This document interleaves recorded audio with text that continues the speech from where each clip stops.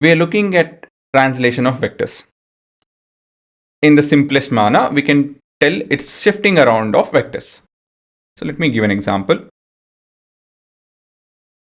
We have a grid and we have a vector, and we can shift it by certain amount, any direction, anywhere. So this is a translated vector. Okay, so we have a vector blue on the left, and on the right we have the translated version of it. So officially, to define it, translation as a vector operation that involves moving a vector from one point to another without changing its characteristics. What are the characteristics? What is involved? Yes, one is direction and another one is correct magnitude. We can't change this too.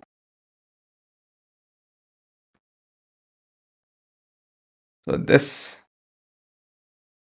yeah. So we are not changing the direction or the magnitude, I can see, as you can see in this example, but we are shifting it around. But where is this useful? What's the point of this? We'll be able to find angles between vectors. That's the most fundamental thing that we need to do. For pretty much everything that we have to deal with vectors, we need to measure angles. For that, we need to shift around vectors to measure them.